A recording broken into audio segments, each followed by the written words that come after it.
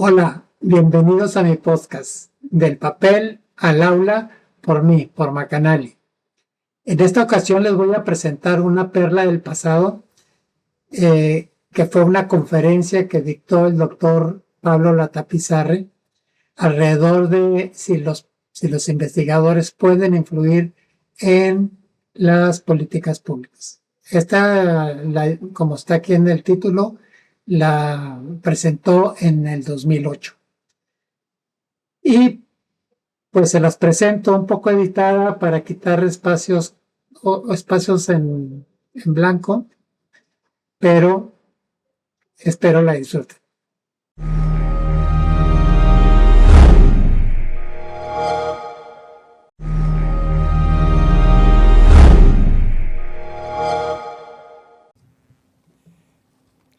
Voy a hablar desde esta mesa, no desde el podium, pero me interesa mucho saber si se me escucha bien. Sí, bien. Doctor Gabriel Estrella, rector de la Universidad Autónoma de Baja California. Doctora Graciela Cordero Arroyo, directora del Instituto de Investigación y Desarrollo Educativo de esta universidad. Investigadores, profesores, estudiantes, señoras y señores. Regresar a Ensenada y a este Instituto de Investigación y Desarrollo Educativo es reconfortante. Encuentro estimulante en tomar contacto con investigadores y profesores jóvenes, con estudiantes ambiciosos y con otras personas de esta ciudad y este estado. Esto lo digo como viejo que se rejuvenece en este ambiente. Y añado algo más como capitalino, como defeño. Desde Baja California se avisora otro futuro posible para México. Hay en este estado una vitalidad, una connatural audacia, una perspectiva diferente que contrasta con la visión pesimista que tenemos los del centro y que renueva nuestra esperanza. Y en el México de hoy, si algo necesitamos es esperanza. Por esto regreso con gusto a Ensenada y agradezco profundamente la amable invitación de Graciela Cordero y la presencia de todos ustedes, muy especialmente la del señor rector, que interpreto como una deferencia personal. Estuve aquí hace 4 años, como ya mencionaba Graciela, abril de 2004. En esa ocasión platiqué con ustedes sobre valores y educación y sobre la política educativa del país a partir de 1992. Me refería entonces a 2 libros que estaban en prensa: El debate sobre los valores en la escuela mexicana y la SEP por dentro. Hoy, de acuerdo con Graciela, voy a tomar mi tema también de otro libro mío en prensa. Es un libro de carácter autobiográfico. Lleva por título Andante con brío, memoria de mis interacciones con los secretarios de Educación Pública. Lo escribí durante 2007. Es un tema que tengo fresco y que espero les interese. Saldrá, según me dicen en el Fondo de Cultura Económica, que lo edita, para el 15 de mayo. De allí el título de la conferencia: ¿Pueden los investigadores influir en la política educativa? Probablemente cada uno de ustedes tenga ya su respuesta a esta pregunta, y a mí me gustaría conocerla. Voy entonces a preguntarles, a pedirles que alcen la mano los que contestarían que sí a la pregunta, los que creen que los investigadores podemos influir en la política educativa. Muchas gracias. Ahora, los que crean que no.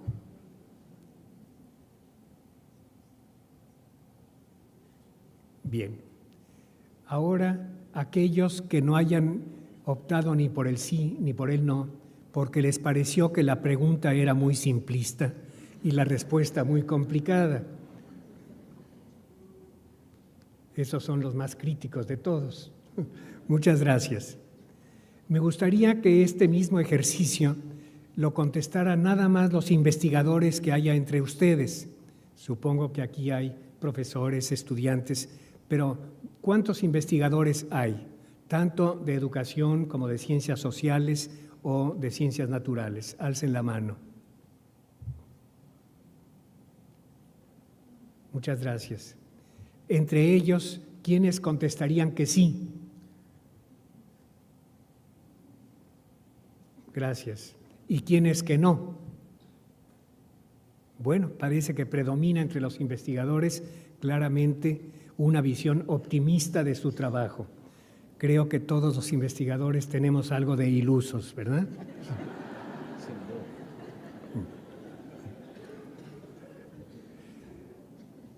Pero la diferencia de opiniones entre el sí y el no que ustedes han manifestado me indica que vale la pena que profundicemos en el tema. Voy, por tanto, a reflexionar sobre el tema de la relación entre la investigación educativa y la toma de decisiones políticas sobre educación. Pero lo voy a hacer a partir de mi experiencia. Y por esto distingo dos partes en mi exposición. La primera es el tema inmediato, más vinculado a lo que yo he vivido por mi interacción con los secretarios de Educación Pública.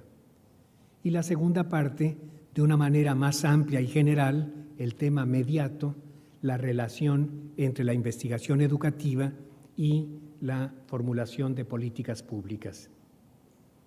Paso entonces a la primera parte. Es necesario adelantar algunos datos personales, además de los que Graciela ya expuso en la amable presentación que hizo de mi persona. Hace 50 años, fíjense, medio siglo, ¿no? Corrían el fin de la década de los 50.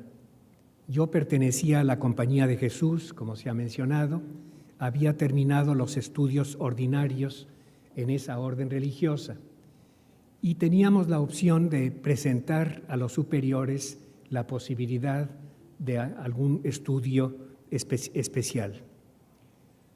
Por razones que yo mismo no me aclaro, tenía yo ya la decisión de dedicar mi vida profesional, intelectual, a la educación pública, a través de la investigación.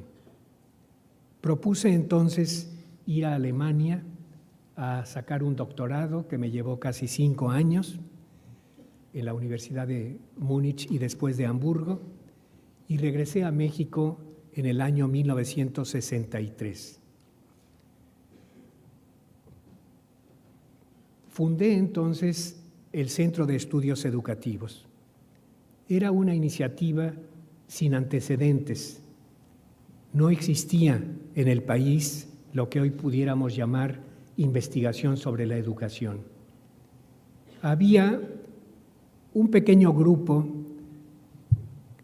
que pertenecía a un Instituto Nacional de Investigación Educativa recientemente fundado y publicaba una revista. Lo hacían con enorme esfuerzo, poniendo de su dinero lo necesario para hacer los proyectos. Su enfoque era sumamente reducido, era la aplicación de pruebas de inteligencia, de pruebas de aprendizaje en pequeña escala, y publicaban sus resultados. Pero no había en todo México, lo puedo asegurar, un enfoque pluridisciplinario sobre la educación. Esta fue la innovación que hicimos en el Centro de Estudios Educativos. Debo decir que fue una empresa colectiva y dar crédito, no puedo mencionar a todos, pero a colaboradores que hasta ahora siguen en el mismo campo, como Carlos Muñoz Izquierdo, que estudiaba entonces, ya era contador público, pero estudiaba economía en el ITAM, Manuel Ignacio Ulloa, que estudiaba también economía en la UNAM, Silvia Schmelkes, que estudiaba sociología, María de Ibarrola, que había hecho una maestría en Montreal en el campo de la educación, y así otros muchos. Teníamos una mística, el deseo de profundizar en la realidad del desarrollo educativo con independencia de juicio. El ambiente en esos años, los 60s, y se prolongó todavía por 2 décadas, era de un triunfalismo incuestionado. Lo que se sabía de la educación, lo que se publicaba en la prensa, eran solo logros enormes, principalmente cuantitativos, y no había comentaristas críticos que cotejaran con la realidad las visiones gubernamentales. Los obstáculos que tuvo la construcción del Centro de Estudios Educativos fueron muchos. Lo principal, ustedes lo pueden imaginar, era la falta de interlocución. Estábamos aislados. Lo que decíamos, lo que publicábamos, no tenía realmente repercusión. El gobierno lo ignoraba y no había otros grupos de investigadores con los que poder establecer diálogos con independencia. Tampoco había investigadores formados, había que formarlos, y se formaron sobre la marcha de los proyectos. No teníamos recursos económicos, no existía un CONACYT con fondos financieros, no existía en la Secretaría de Educación Pública la posibilidad de financiar proyectos por contrato, nada de eso. Entonces hubo que recurrir a fundaciones como la Fundación Ford, que nos ayudó en los 2 o 3 primeros años, y poco a poco a contratos de investigación con algunas universidades. 2 de ellas públicas fueron la Universidad de Chihuahua y la Universidad de Sonora, que nos pidieron hacer su primer programa de desarrollo institucional. Otras 2 privadas, el ITAM y el CETIS de Mexicali, que también nos pidió elaborar con ellos un programa de desarrollo institucional. Poco a poco fue madurando la institución, empezamos a publicar, fundamos la revista que se llamó del Centro de Estudios Educativos, la primera en el país, en nuestro campo, y de esta manera yo pude dejar la dirección del centro a los 10 años para continuar con otras iniciativas. Pero siempre todo mi trabajo profesional ha estado vinculado a la promoción de la investigación en el campo de la educación. Una actividad colateral que resultó, no lo pensaba yo así al principio, de enorme trascendencia, fue la de escribir en la prensa. Julio Scherer, no era el director de Excelsior entonces, en el año 63, era el director de las páginas editoriales, las páginas 6 y 7 se llamaban. Me invitó a empezar a escribir semanalmente sobre temas de educación. Y yo, sin ser periodista, pues asumí esa tarea con mucho entusiasmo y la continué por 40 años, claro que con intromisión, con interrupciones, por viajes, por estancias sabáticas o por cansancio, pero sí, yo creo que llegan a 700 los artículos que escribí y que después se han recopilado de diversas maneras.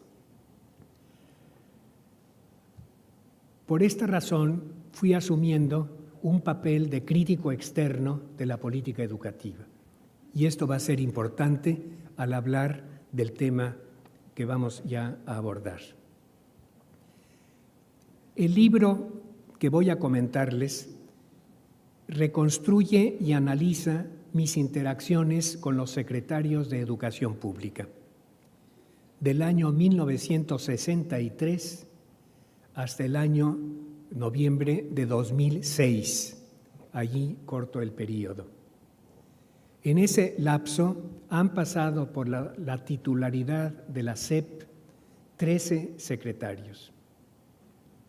Los menciono: Jaime Torres Bodet, alcancé todavía un año, de la segunda vez que él estuvo en la Secretaría, porque estuvo bajo el presidente Manuel Ávila Camacho en los años 40, pero aquí era ya el presidente López Mateos y él estuvo todo el sexenio de 58 a 64. Agustín Yáñez, Víctor Bravo Aguja, Porfirio Muñoz Ledo, un año, Fernando Solana, Jesús Reyes Heroles, Miguel González Avelar, Manuel Bartlett, Ernesto Zedillo, Fernando Solana por segunda vez, estuvo otros 7 meses, José Ángel Pescador, Fausto Alzati, que estuvo solo 2 meses, Miguel Limón Rojas y Reyes Tamés Guerra. La relación que yo tuve con estos secretarios de Educación Pública fue diversa, con 4 de ellos prácticamente nula. Me refiero a Torres Bodet, a Yáñez, a González Avelar y a Alzati. Con otros 4, solo como crítico externo. Esos 4 fueron Víctor Bravo Aguja, Porfirio Muñoz Ledo, Jesús Reyes Heroles y Manuel Bartlett. Con 2, Ernesto Zedillo y Reyes Tamés, fui asesor de hecho, repito, de hecho, no formalmente. Y con 3 fui asesor formal, contratado como tal, con Fernando Solana, con José Ángel Pescador y con Miguel Limón Rojas. En el análisis de mis relaciones con estos personajes públicos de la educación, los secretarios, el eje que yo tomo en mi libro es el de la relación del conocimiento especializado que yo como investigador representaba y la toma de decisiones políticas. Y por ello creo que cumplí de alguna manera con 3 funciones distintas: la de crítico desde la prensa, la de asesor no formal y la de asesor formal. Para entrar ya en materia, me parece importante tomar conciencia de que existen 2 lógicas muy diferentes que van a intervenir en la relación a la que me he referido, la del funcionario y la del asesor. ¿Cuál es la lógica del funcionario público de alto nivel? El funcionario público de alto nivel es necesariamente una mente pragmática. Tiene un ethos específico. Valora prioritariamente la eficacia de sus acciones. Él sabe que va a ser juzgado por los resultados que obtenga y, por tanto, pondera las aportaciones que le puedan hacer sus asesores por cuanto contribuyan a esos resultados. Por otra parte, todo funcionario a nivel de una Secretaría de Estado federal está sujeto a muchas restricciones que actúan como camisa de fuerza sobre sus decisiones. Está habituado a distinguir lo que él quisiera hacer de lo que puede realistamente hacer. Esta es la forma mental del funcionario. Por otra parte, los funcionarios se mueven en un mundo propio de la política.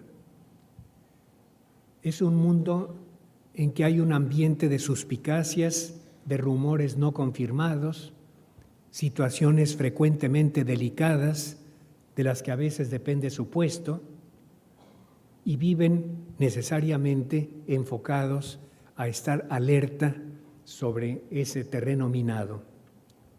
Esta es, repito, la forma mental del funcionario, de los secretarios de educación en concreto, la lógica del poder. En cambio, el asesor suele ser un intelectual. Me refiero, por supuesto, a asesores sustantivos, que realmente sean contratados porque pueden aportar un conocimiento especializado sobre alguna materia que requiere el funcionario. Porque hoy en día, con la abundancia de dinero público, abundan también las coordinaciones de asesores, y los asesores, hay asesores de imagen, de marketing electoral, de muchas cosas que no son sustantivas. Y a veces los funcionarios nombran asesores a simples amigos o confidentes. Pero si un académico acepta la invitación de un secretario, se plantea pues varias preguntas que tienen que ver con su hacer profesional. Probablemente los intelectuales que aceptan ser asesores persiguen las finalidades siguientes: influir en las decisiones del político, en nuestro caso para mejorar la educación; enriquecer la visión de los problemas, porque sabemos que la práctica de la política educativa nos va a enriquecer; tener la oportunidad de aplicar nuestros conocimientos, ver si realmente son válidos en la práctica. Y también puede estar motivando la aceptación a esa invitación el mejorar las relaciones del asesor, del intelectual, en el medio político y mejorar su currículum. Todo ello es legítimo. En mi opinión, la relación entre asesor y funcionario tiene que basarse en una credibilidad recíproca, en una confianza. Que el político confíe en la honestidad y la valía del asesor y el asesor confíe en el político, no porque esté de acuerdo con todo, pero sí lo suficiente porque se siente que puede formar parte de su proyecto político, en el sentido de la toma de decisiones en su materia. Creo que esta diferencia entre las dos lógicas, la del funcionario y la del asesor, es muy importante y pueden resultar benéficas para ambas partes. También pueden ser fuente de desavenencias y de rupturas. A estas dos lógicas que he tratado de describir, la del funcionario y la del asesor, hay que añadir la lógica del periodista, que es también muy especial. Quien escribe en la prensa, ya sea como reportero o como editorialista, tiene también su propia lógica. Está excluido del poder formal, pero aspira a tener impacto sobre éste y a ser tomado en cuenta. Por algo llaman a la prensa el cuarto poder. Esto lo lleva a seleccionar sus temas y a enfocar sus textos buscando el mayor impacto en los lectores. En el caso del reportero, su ambición es llegar a la primera plana, que su nota sea tan buena que el director del periódico le dé el primer lugar. Por tanto, el reportero va a buscar las aristas más espectaculares en cualquier noticia.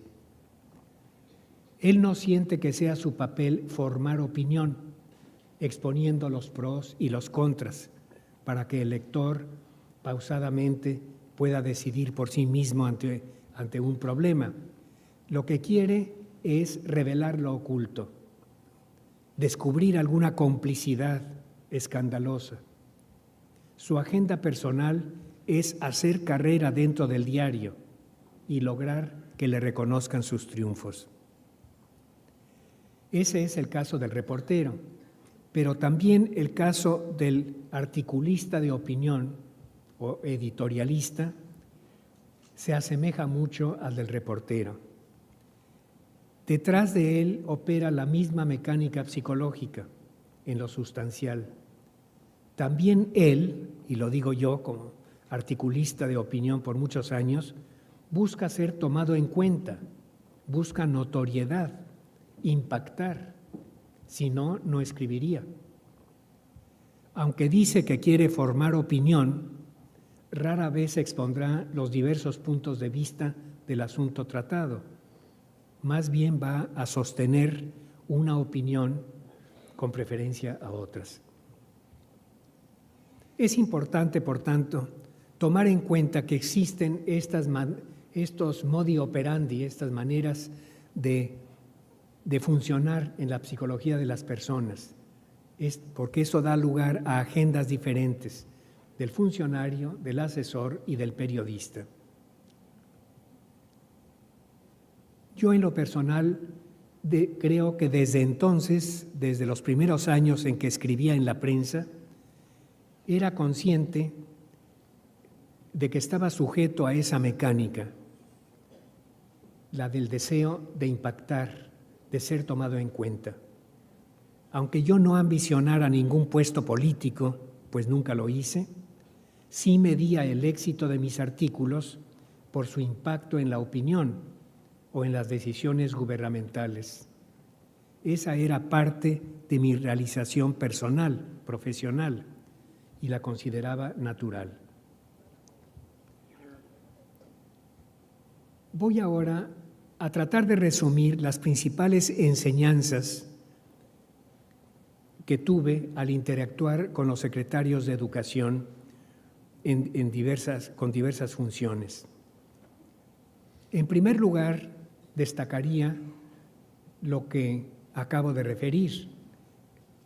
Experimenté el contraste entre estas dos formas mentales, la del pensamiento académico que me era propio y la del pensamiento político que priva necesariamente en una Secretaría de Estado. En consecuencia, tuve que aprender a exponer las conclusiones de la investigación educativa sobre algún asunto usando un lenguaje inteligible para los funcionarios, que respetara lo sustancial de los hallazgos de la investigación, pero que pudiera ser comprendido y valorado desde la óptica del funcionario, la óptica de la práctica. Debo decir que la totalidad de los funcionarios, de los secretarios con que traté, tenían formación universitaria y era relativamente fácil hacerles comprender los resultados de nuestras investigaciones. Por otra parte, creo haber aprendido mucho del pensamiento de los políticos.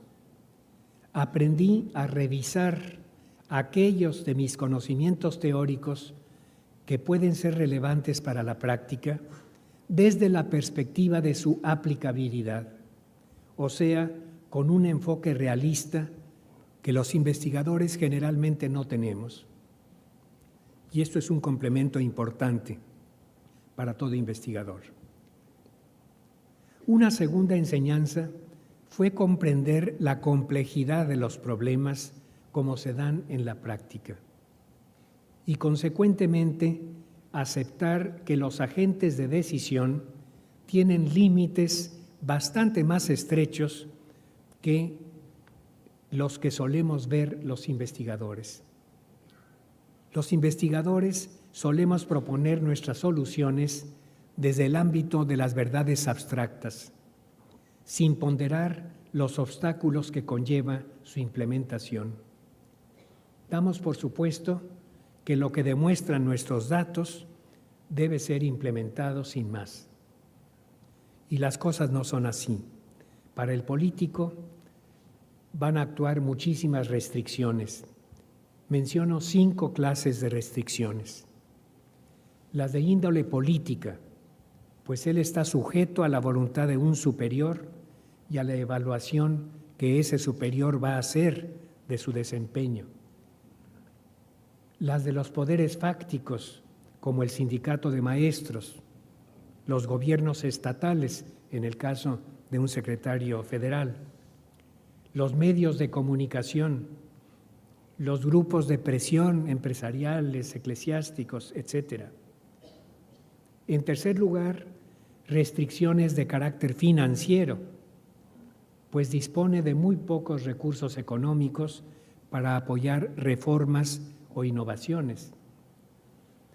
En cuarto lugar, las restricciones terribles de tiempo, pues el reloj sexenal es inexorable y antes de que acabe de asentarse en su silla el secretario, ya tiene que estar viendo hacia el término de su periodo.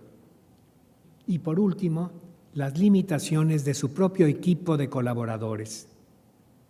Yo recuerdo la afirmación de uno de los secretarios cuando yo le insistía como asesor en sacar a la luz el problema de los maestros comisionados por el sindicato, que ahora por fin empiezan a salir las cifras de más de 100,000 comisionados al sindicato.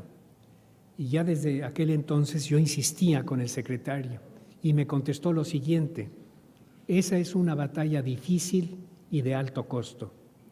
Prefiero no desgastarme en esto para poder seguir avanzando en otros frentes.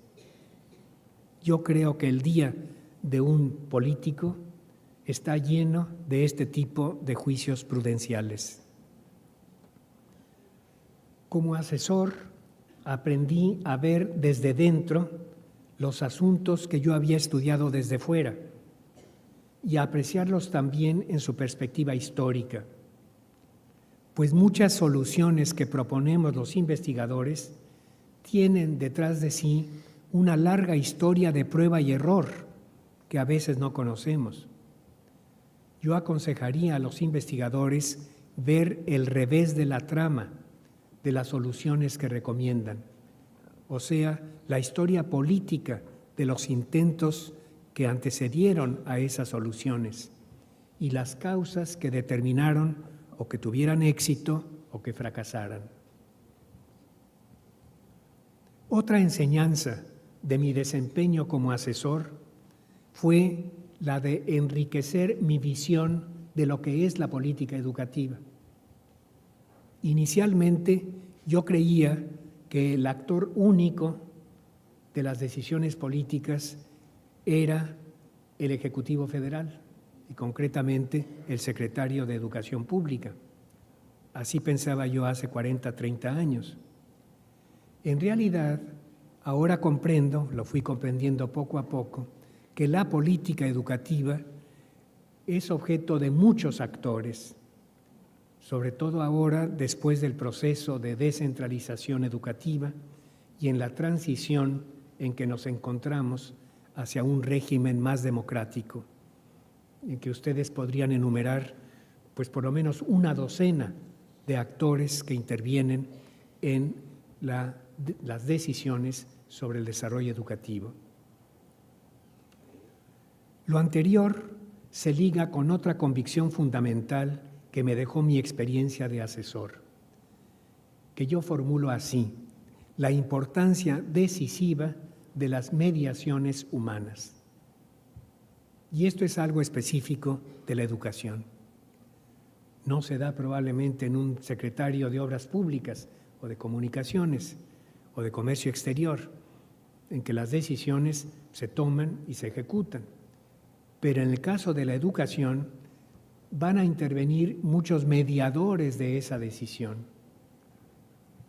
Los burócratas de alto, de medio y de bajo nivel en la burocracia, los supervisores, los directores y sobre todo los maestros, tienen que ser convencidos del cambio, por ejemplo, el cambio curricular que decide la Secretaría de Educación Pública. Y si no se les logra convencer, si ellos no lo ven como positivo, si no lo asimilan, si no trabajan personalmente en ponerlo en la práctica, la decisión fue totalmente ineficaz. La educación es esencialmente un asunto de calidades humanas. El Estado, esa entidad aparentemente tan poderosa, tan rica, es en realidad impotente para educar. Solo crea condiciones favorables. Quienes van a educar serán siempre personas, independientemente de quién les pague su sueldo. Personas con sus virtudes y defectos, con sus entusiasmos, motivaciones, lealtades, resistencias, prejuicios, vanidades y a veces ruindades. Los secretarios de Educación, por tanto, pueden tomar decisiones, pero estas van a ser mediadas, como digo, por muchas personas.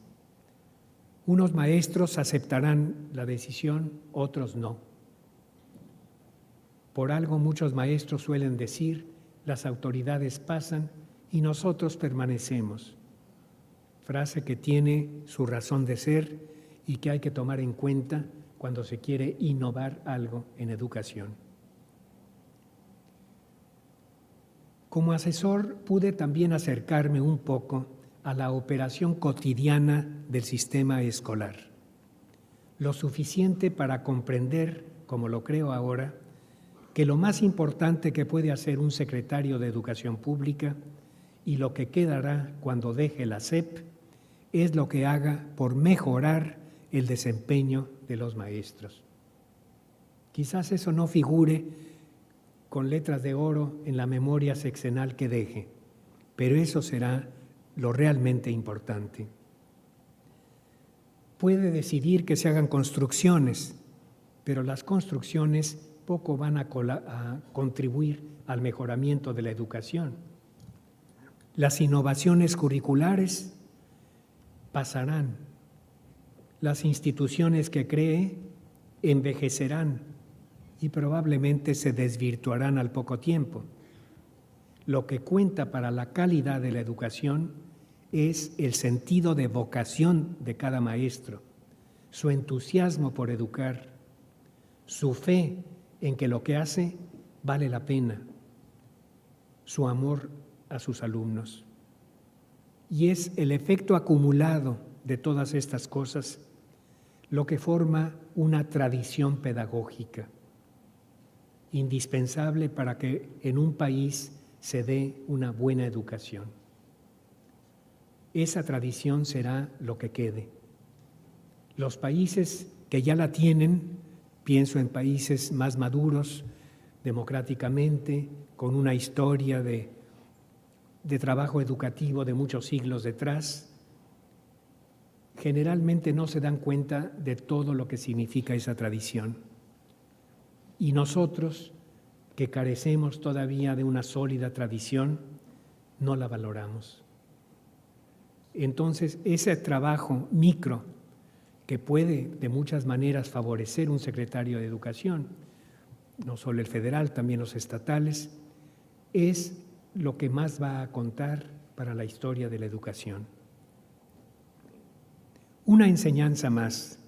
Aprendí como asesor que las intervenciones más exitosas de mis asesorías fueron aquellas en que se dio una coyuntura favorable.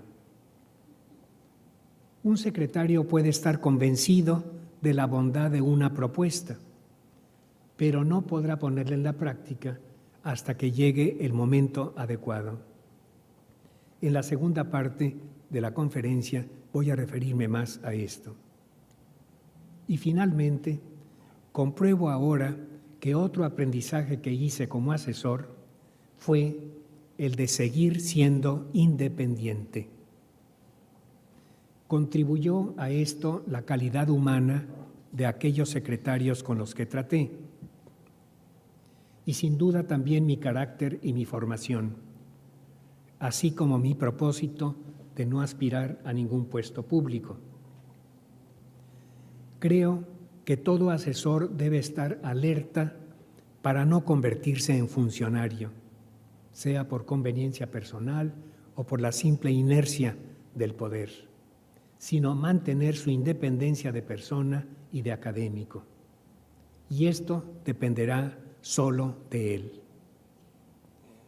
Con esto no quiero desacreditar a aquellos investigadores, algunos muy respetados por mí, que aceptan ser funcionarios e intervienen por un poco de tiempo como funcionarios en la burocracia educativa.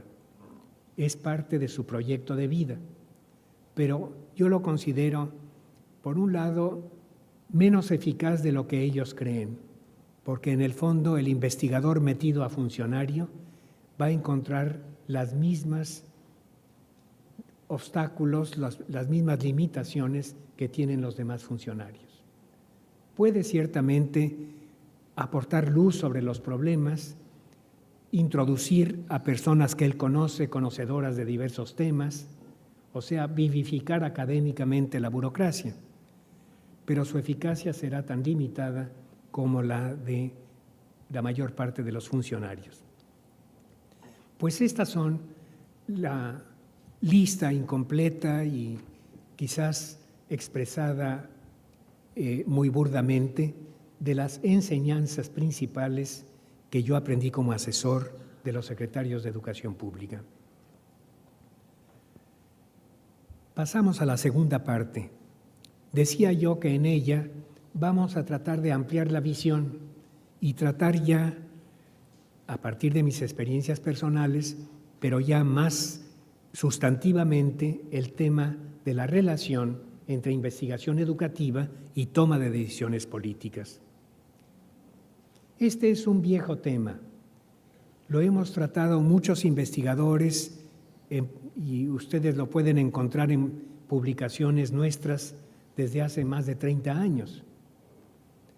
Para aquellos interesados en el tema, como investigadores en ciencias sociales, les recomiendo consultar la última edición de los 14 tomos del COMIE, el Consejo Mexicano de la Investigación Educativa, que publicó en 2001 el volumen primero.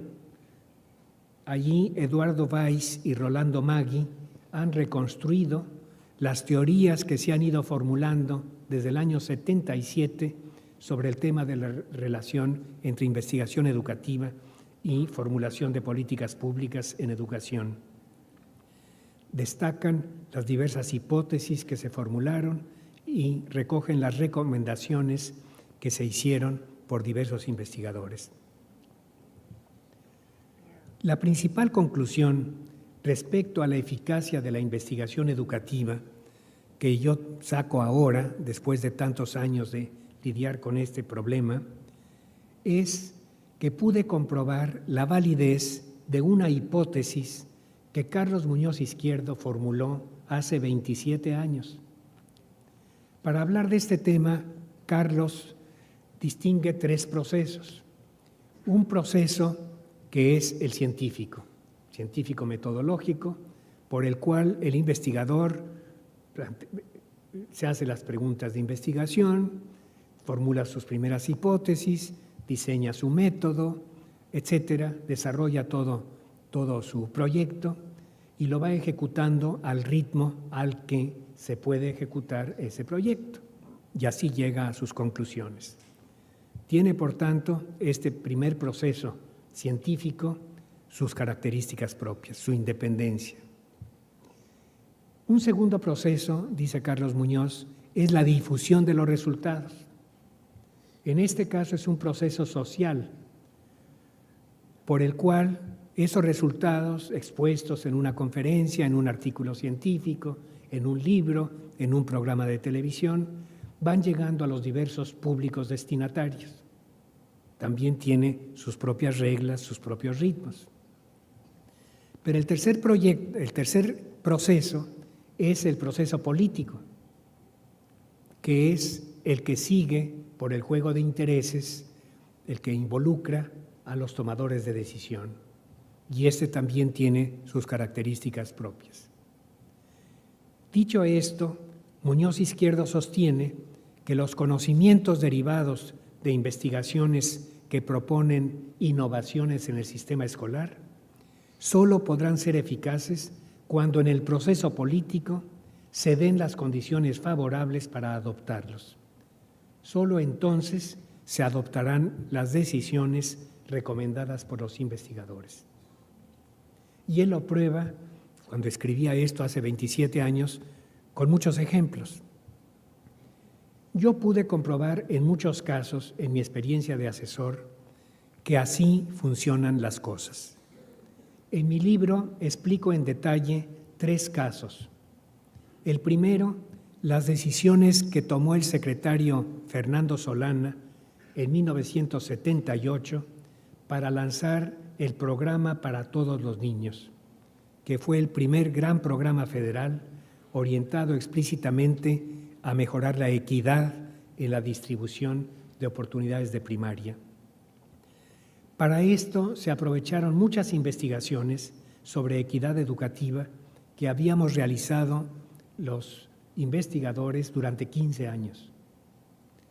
El segundo caso fueron las decisiones que tomó el secretario Miguel Limón en 1997 para introducir la formación de valores en la secundaria con la asignatura Formación Cívica y Ética. Estas decisiones se debieron sin duda a la convicción personal que tenía Miguel Limón en esta materia y permitieron que se aprovecharan los conocimientos que habíamos producido diversos investigadores, una vez que él, en contacto con todos los actores involucrados para vencer resistencias del sindicato, de algunos sectores de la burocracia, de algunas secciones de la sociedad también, podían oponer a la introducción de esta asignatura. Y el tercer caso, las decisiones que tomó el secretario Ernesto Zedillo en 1992 de impulsar la participación de la sociedad en la escuela. El caso tiene muchas aristas. Lo que hizo Zedillo al lograr incorporar en el ANMEB, en el Acuerdo Nacional de Modernización de la Educación Básica, el tema de la participación social, pues fue solo un principio. Al año siguiente se incorporaron en la Ley General de Educación los consejos de participación social, con un esquema muy insatisfactorio, muy homogéneo para un país tan diverso, con muchos defectos, por lo cual no han funcionado como hubiéramos querido. Pero respecto al problema, creo que estos 3 casos, al menos fue mi experiencia, prueban cómo se requiere la coyuntura favorable para que investigaciones acumuladas por muchos años encuentren su salida hacia la práctica. Creo que como investigadores debemos sacar de estos casos la enseñanza de que para que sea eficaz nuestra investigación debe ubicarse en el contexto político real, que tenemos que conocer la viabilidad política de lo que proponemos e inclusive que si de veras nos interesa influir en la política educativa, no nos debe ser ajeno el cabildeo entre los funcionarios o los legisladores. He prescindido en lo que llevo dicho de otra manera como la investigación educativa puede influir en la educación. Otra manera no menos importante, que es por la influencia directa sobre actores educativos como son los maestros. Este es otro camino que puede producir innovaciones en pequeña escala, sea dentro del sistema educativo convencional o sea fuera, en las zonas donde la sociedad civil hace su educación a su manera. A lo largo del debate sobre la influencia de la investigación educativa en las decisiones políticas, se han propuesto muchas recomendaciones que conviene recordar. Así, se ha recomendado a los funcionarios seguir de cerca lo que dice la investigación educativa respecto a los problemas que ellos enfrentan y que deben resolver. Es lamentable que a veces lleguen a puestos de decisión personas que no están familiarizadas con los asuntos que deben resolver. Se cree que a esos niveles de la administración pública el que es bueno en un campo lo es en otro y no es verdad. Podrá aprender y el aprendizaje va a tener costos no solo de tiempo, sino de diversa índole. Otra recomendación a los funcionarios es saber escuchar a expertos antes de tomar decisiones y, por supuesto, saber escoger esos expertos para que le presenten puntos de vista diversos. Otra es ponderar los plazos de tiempo que seguramente van a requerir las innovaciones que decidan, para evitar que aborten antes de madurar y desaparezcan cuando ellos dejen sus puestos. Y otra, preocuparse los funcionarios porque los implementadores de las reformas tengan la capacitación y la formación necesarias para conducir exitosamente las innovaciones. Un caso que probablemente ya les ha tocado a ustedes, una innovación curricular que viene desde la Secretaría de Educación Pública. Yo he visto ya en media docena de casos que el esfuerzo que se pone para lograr esa innovación, el 90% se va en el diseño en el papel. Se discuten teorías, se escucha diversas opiniones, se elaboran las estrategias, los objetivos, los planes, los programas, los métodos, todo eso en el papel. Y el 10%, si bien nos va, a veces es el 3 o el 4%, del esfuerzo y de los recursos se van en la capacitación de los maestros. Yo estoy convencido que estas proporciones debieran ser al revés. Poner todos los kilos en ayudar a las personas a cambiar, que no es nada fácil. Solo entonces va a cambiar la educación, solo entonces esa reforma va a ser eficaz.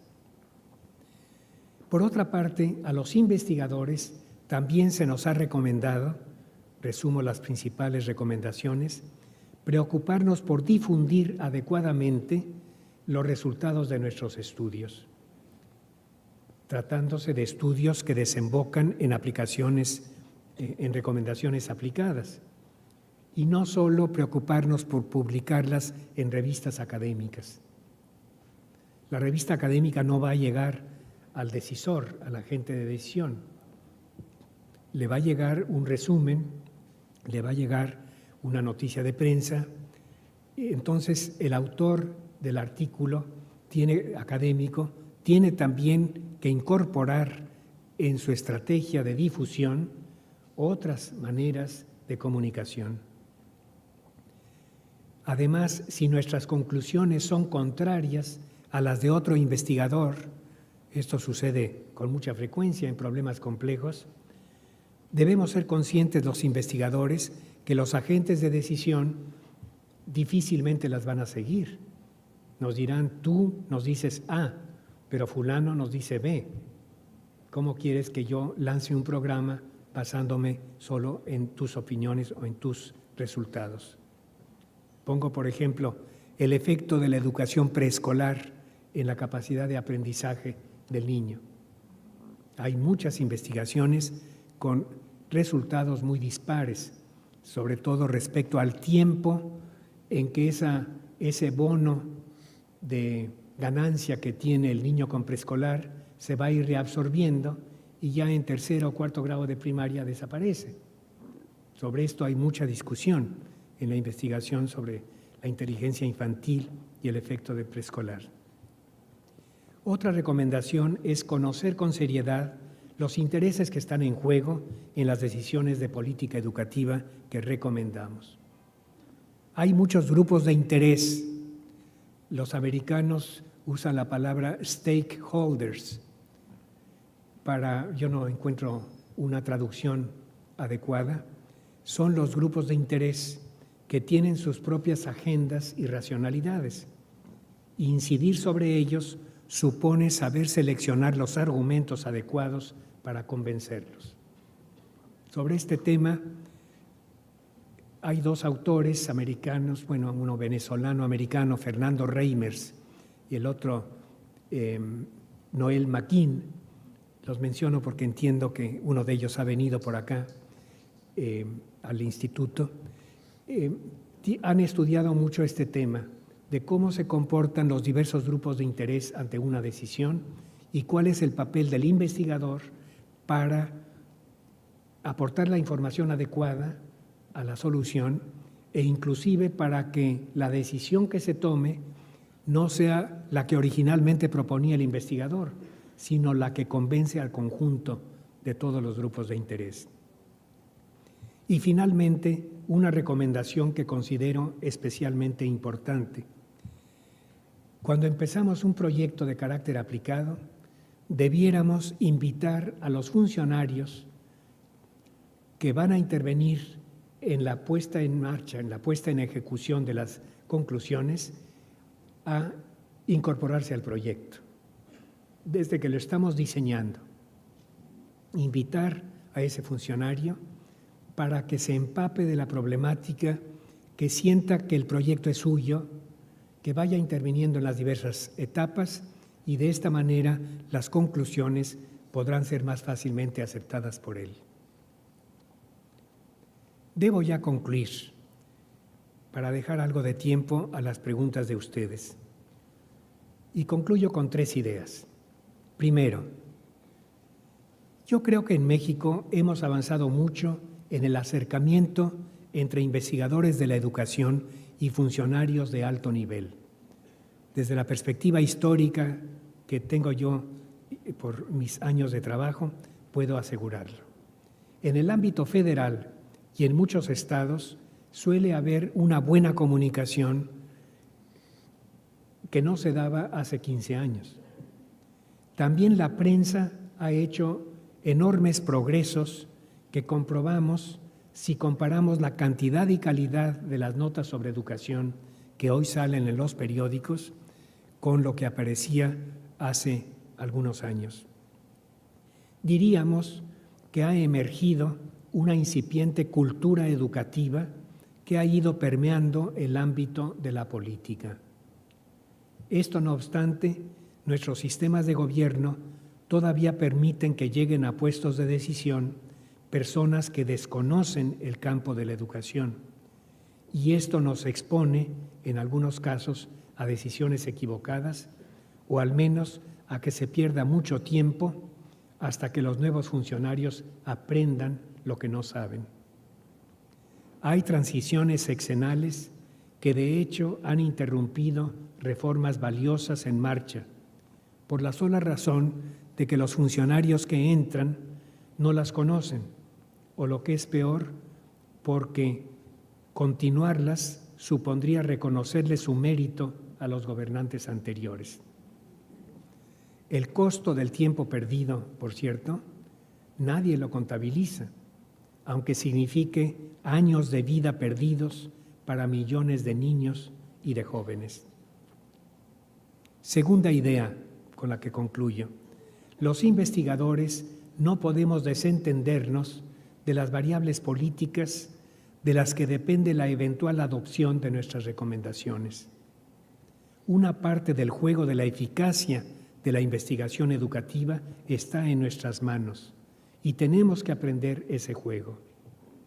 Nuestro compromiso con la educación, si bien lo concebimos como un compromiso académico, es también un compromiso que se extiende a las responsabilidades ciudadanas y políticas que se vinculan con nuestro oficio profesional. Y tercera y última idea, mi última reflexión se refiere a la pregunta inicial de esta charla. ¿Pueden los investigadores influir en la política educativa?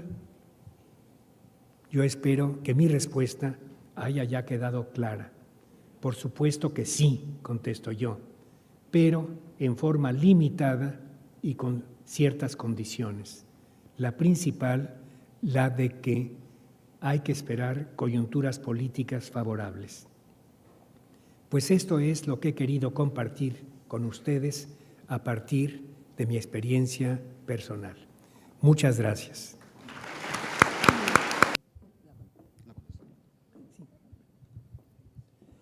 Yo creo que las pruebas PISA son un estímulo muy importante para mejorar la calidad y entiendo que es lo que ha querido decir la Secretaría de Educación Pública, que con base en esas puntuaciones pues hay la intención de la Secretaría de orientar la educación para mejorar las puntuaciones. Pero también habría una manera, creo yo, incorrecta de plantear el problema. Sería incorrecto, por ejemplo, en un maestro decir vamos a mejorar, voy a mejorar mi enseñanza para que los alumnos saquen mejores notas en el examen. Esa es una desviación. Por supuesto que tiene que haber exámenes, tienen su razón de ser, y es deseable que salgan bien los alumnos, pero el examen no es la finalidad de la educación. Entonces vamos a mejorar la educación porque hay que mejorar la educación. Y ya será una consecuencia muy beneficiosa que mejoren nuestras puntuaciones.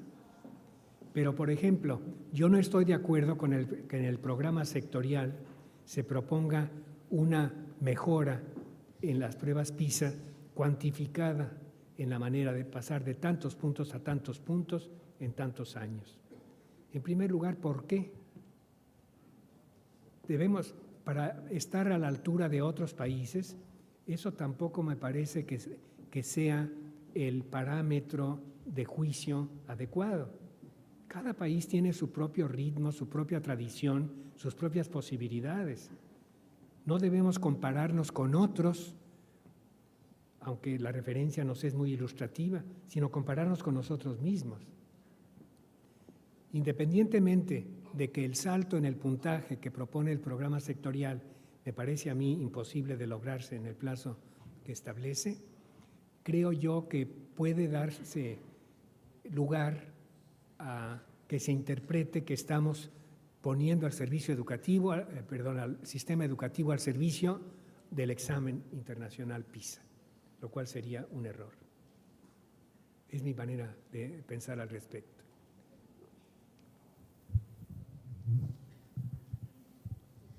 En relación a la temática de la conferencia, le preguntan, comparativamente, ¿cómo nos encontramos con otros países respecto a la intervención de los investigadores en la política educativa?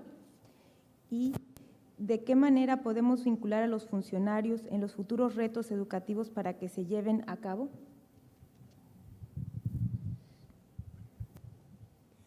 Yo creo que los problemas que tenemos en la comunicación, investigadores y políticos en México, son los que tenemos en todos los países. Al menos mi experiencia internacional, también de asesoría en algunos otros países, así lo dice. Me tocó, por ejemplo, ser asesor de un centro de investigación en el Zaire, en África. Fui 2 veces. Claro, son situaciones muy diversas de las de México. Allí el sistema educativo era más rudimentario, los pocos investigadores eran más difícilmente escuchados por el ministro de Educación, etc. Pero la problemática que he descrito yo respecto a estas lógicas contrastantes, la propia del funcionario, la propia del investigador, la problemática de la pertinencia de las conclusiones, de que estén claramente expuestas para que las entienda bien el funcionario.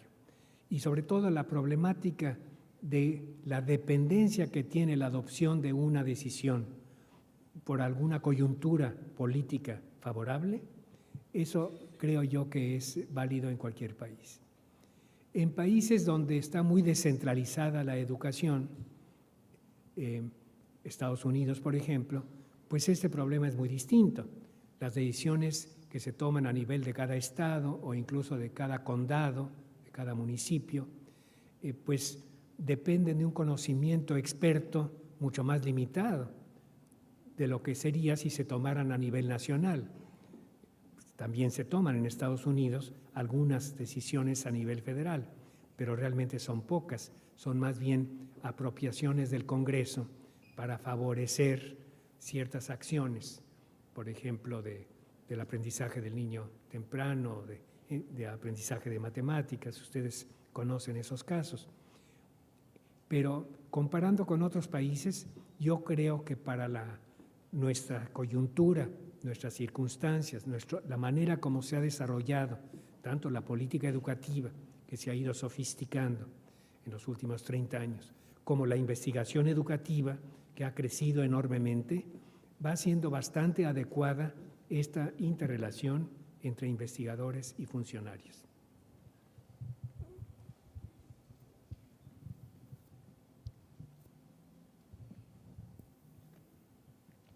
Aquí hay una pregunta también relacionada con el tema de la conferencia. Dice, con toda esa experiencia acumulada, ¿seguro está que no ha deseado influir de manera directa en las decisiones en política educativa siendo secretario de Educación? No ha deseado ser secretario de Educación. No, por supuesto que nunca. Es una tentación que nunca tuve. Siempre comprendí que yo no era político. Yo no sé disimular, yo no sé…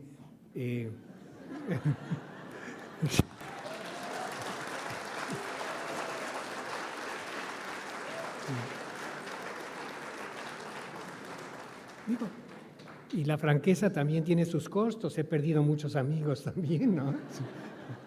Pero realmente una cosa es ser político y otra cosa es ser investigador. Y yo siempre consideré que mi centro de gravedad estaba en la vida académica y no en la política. Por eso estas asesorías incluso eran de medio tiempo o de menos, ¿no? Tenía yo que compaginarlas con mis deberes de académico.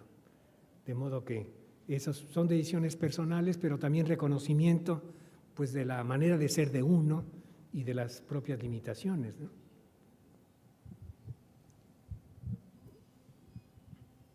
Han llegado muchas preguntas sobre diferentes temas.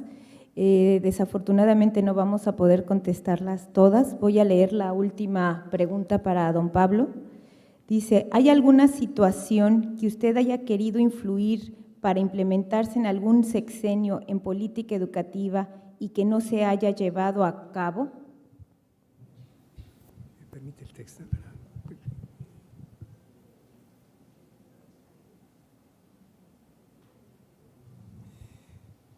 Yo sí creo que una de mis batallas permanentes ha sido la de que el Sindicato Nacional de Trabajadores de la Educación se reduzca a lo que debe ser, ¿no?